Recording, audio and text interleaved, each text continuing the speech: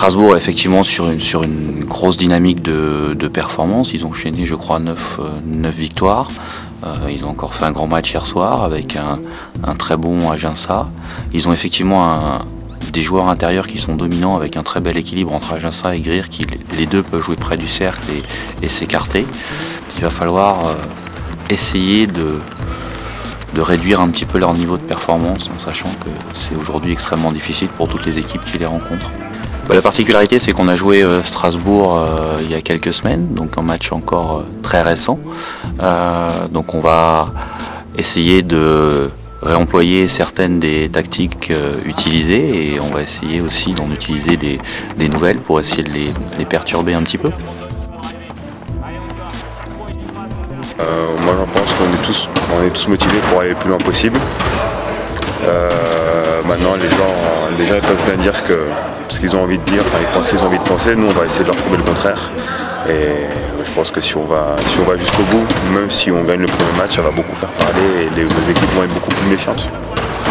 Ouais non, c'est vrai, on le sait que ça va être difficile, hein, mais après moi j'ai remarqué en tout cas depuis le début de saison qu'on a tendance à, quand on perd un joueur, on a tendance à se resserrer. J'ai envie de dire qu'on est une équipe un peu avec du cœur, j'ai envie de dire, et quand on perd un joueur, on a tendance à tous se resserrer les coudes et à faire des choses pas forcément faciles, comme la victoire au Mans.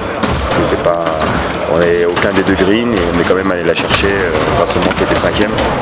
Donc non, voilà, on a tendance à faire des bonnes choses quand on a des joueurs blessés. Donc maintenant on verra comment ça va se passer vendredi.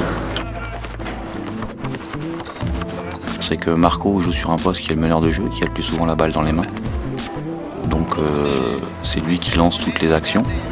Donc son absence est forcément plus difficile à compenser qu'un joueur intérieur qui a la balle plus ponctuellement et qui est moins en responsabilité de créer des actions pour les autres.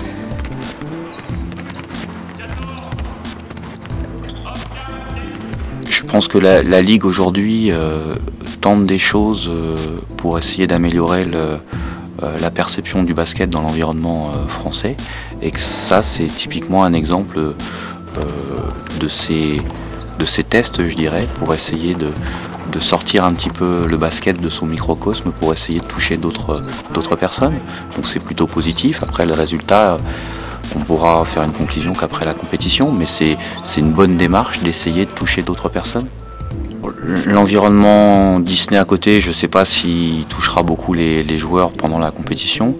Après, ça fait partie de ce métier-là. Aujourd'hui, toutes les équipes seront au même endroit et jouent la compétition.